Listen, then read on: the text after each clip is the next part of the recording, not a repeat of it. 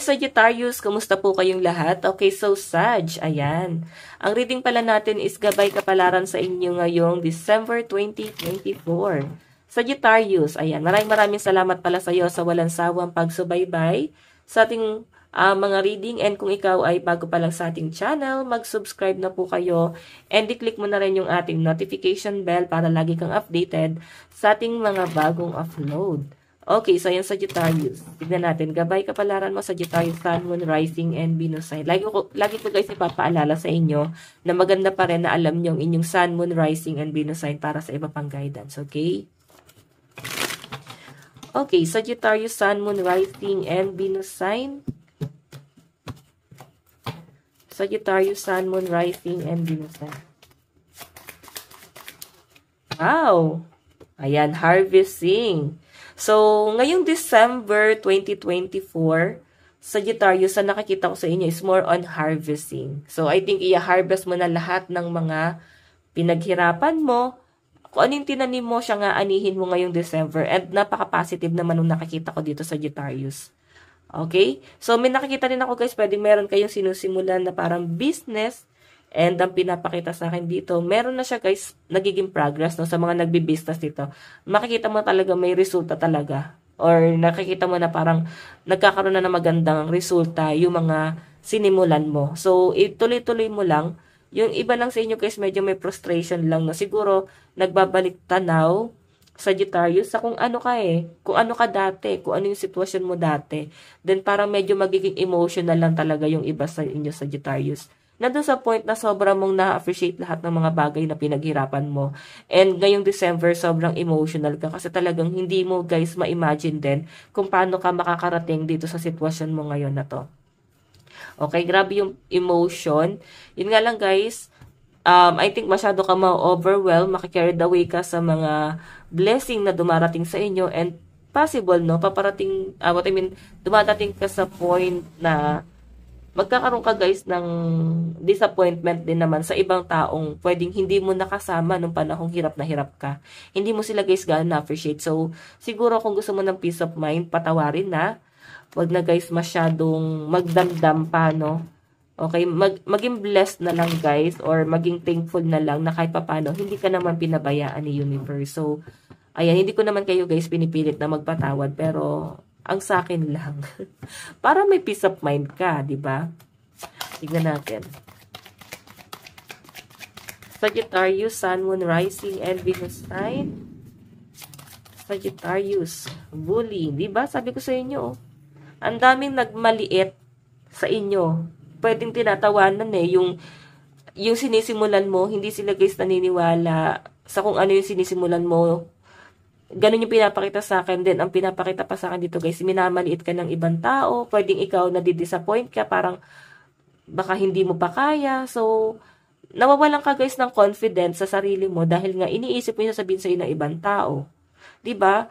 Nandun sa point na such, meron na talaga resulta lahat ng mga pinaghihirapan mo. Pero, parang nawawalan kayo guys ng kumpiyansa sa sarili. Mataas ang chance na baka hindi mo na i-pursue yung mga bagay na gusto mo talagang gawin sa buhay mo dahil iisipin mo yung judgment. Okay, na parang, oh, yan lang ba yung ginagawa mo? Yan na lang ba yung narating mo? So, parang ganun. So, ikaw, parang ipupursue mo kung ano yung tingin ng mga tao is yun dapat mong gawin. Hindi mo na ipupursue kung ano yung mas practical para sa'yo or kung ano yung kaya mong gawin. So, sabi nga sa inyo guys, eto yung isa sa mga maling hakbang na ginagawa ng ibang tao. Okay? Yung tipong hindi tayo magiging successful sa kung ano yung gusto natin mas nagiging, mas pinupurso pa natin kung ano yung gusto ng ibang tao para sa atin. So, di ba, hindi mo ba tinatanong yung sarili mo na parang kinokontrol ka na lang ng ibang tao kasi nga nakafocus ka sa judgment. So, kung makita nyo guys, may progress na talaga, pero I think, parang nakikita ko sa inyo medyo hindi mo na siya ipo-pursue or pwedeng tinitigilan mo na to kasi nga, ayan, maliit yung tingin mo sa'yo, sa sarili mo, or baka dinedegrade mo yung sarili mo na baka nga hindi ko kaya. Alam nyo guys, discard yung nakikita ko sa'yo. Okay? Hindi siya guys parang magic. Kailangan guys, planuhin mo. Planning, prediction, and mind reading. Diba? Strategy. meron kang diskarte na gagawin dito. And sinasabi dyan guys, huwag mong madiliin. Kung tingin mo guys may progress na talaga, may nagiging resulta naman, 'di ba? Then mag-ano ka muna, magnilay-nilay, hinga konti. Sa mga susunod na mga araw or buwan, laban ulit guys. Pwede mo siyang simulan anytime. Huwag mong titigilan tong passion mo na to. Okay? Oops. Meron tayong disturbance. Ayan o. Sabi ko sa inyo guys, mapapakain ba kayo na itong mga tao nang ngungutya sa inyo kung pakikinggan mo sila? Diba? Iba naman sa inyo guys, medyo nawawalan ka lang ng kumpiyansa sa sarili. So parang kahit saang aspeto na lang talaga napapakapit ka. Sa lahat ng discarte na lang talaga parang napapakapit ka na lang dun, Saj. Pero alam nyo guys, kung pakikinggan mo talaga yung judgment ng ibang tao, sayang kasi yung mga opportunity darating pa sa inyo. Parang i-give up mo dahil lang may judgment. Okay? Ayan, protest oh. Ayun yung blessing. 'Di ba? May ibang tao kasi guys na pag naiinggit sa inyo, sisirain ka talaga niyan. Lalo nakikita nila, ay parang binibless siya doon. So, lalo ka nila guys ida-down hanggang sa parang, baka nga hindi para sa akin. Alam mo yun, parang minamanipula ka. Mamanipulahin ka. Alam niyo ba yung pathological liar? Parang ganun yung energy ng mga taong nakakausap mo or makakasalamuha mo. Okay? Pathological liar ba tama ba? Ano ba tama doon? So, i-correct nyo na lang ako guys. Okay? Ayan. Titignan pa natin. Saj. Ay, pasensya na sa mga tahol ng mga aso.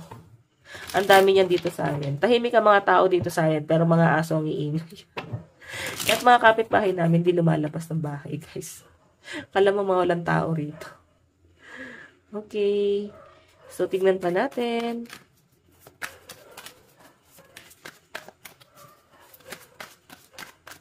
Energy.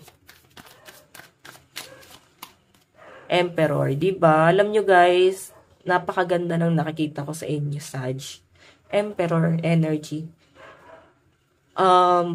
Parang mas swerte ka sa business talaga, sa discard talaga. Kasi, tignan mo, marunong ka mag-isip marunong ka magplano. Okay? And, ang Emperor, guys, responsible to. Responsible and maayos to mag-isip, matalino, lahat na nandiyan, guys. So, I think pinapatatag ka ng panahon. Siguro, ano lang to, challenge lang to para sa inyo. So, yung energy mo ngayong December, guys, is Emperor. Nakikipagmatigas. Ano yun? Meron ka nga ipo-force dito na bagay na gusto-gusto mo. Okay? Hindi ko pa nakita sa love life mo, ah. Ayan. Sa love life naman, guys, okay naman yung nakita ko. Mukhang meron kayong isi-celebrate anniversary or mansary ng person mo. May celebration, guys, eh. Okay. Ano pa lang ngayon, no? Ano pala, Sagittarius season pala. And happy birthday sa mga Sagittarius. Okay, sakto-sakto pala. Meron akong nakitang celebration dito. So, I think meron ka marireceive na gift. Okay, so happy birthday guys sa mga, may birthday ngayon sa mga susunod na mga araw. Happy birthday, Saj. Ayan. Tignan natin, Saj. Ganap sa'yo ngayong December. Meron tayong, ayan, grabe, 9 of Wands. Ang dami niyong iniisip. Overthinker ba kayo ngayon, Saj? Grabe, ha?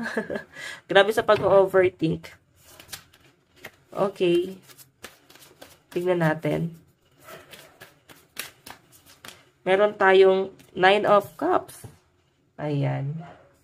Okay, so guys, maganda naman tong 9 of Cups, no? Wish card kasi to. So, I think malakas ang energy mo sa manifesting, no? Sa pagmamanifest. So, ayan guys, sa 15 ba, full moon. Try nyo guys mag-manifest, no? I think, accurate talaga. Mataas ang chance na makuha mo. Ayan, may harvesting kasi dito. Mataas ang chance na lahat ng naisin mo is makukuha mo talaga siya, guys, no?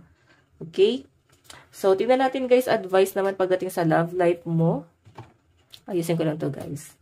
Pagdating sa love life ni Sagittarius, meron tayong worth waiting for. Divine timing is at work in your love life. Diba? So, alam nyo guys, hindi ka rin naman pinipressure ng person mo. Nandun sa point na talaga sinusuportahan ka niya sa kung anong gusto mong i-force sa buhay mo. And nag-aantay lang siya. Okay? Meron, di ba, true love. Mahal ka talaga ng person mo. Grabe, no? Grabe. Tapos ikaw, ang lit-lit ang tingin mo sa sarili mo. Ayan, meron celebration. I think meron kayong gagawin ng person mo na parang celebration. Okay? Ayan. Mahal na mahal ka ng person mo, no? Tignan natin, guys, advice. Meron tayong unknown territory. You are exactly where you need to be. Ibig sabihin, huwag ka nang mag-wonder pa, guys, no? Huwag ka nang mag-doubt sa kung para sa'yo ba talaga to. Ang sinasabi rito, guys, nandiyan ka na. Hindi mo na kailangan pagdudahan pa yan. Uncover treasure. Ibig sabihin, hindi pa ibinibigay sa inyo talaga yung malaking blessing na deserve mo. Pero, malapit na yan, guys. Malapit mo nang makuha. So, kung makikinig ka nga lang, guys, sa pambubuli ng ibang tao, ayan, sa mga nanja-judge sa inyo, wala mangyayari sa inyo. Okay? Huwag kang panghinaan ng loob. Meron tayong reaching your destination. So, guys, ito lang po ang inyong reading. Maraming salamat po. Bye-bye.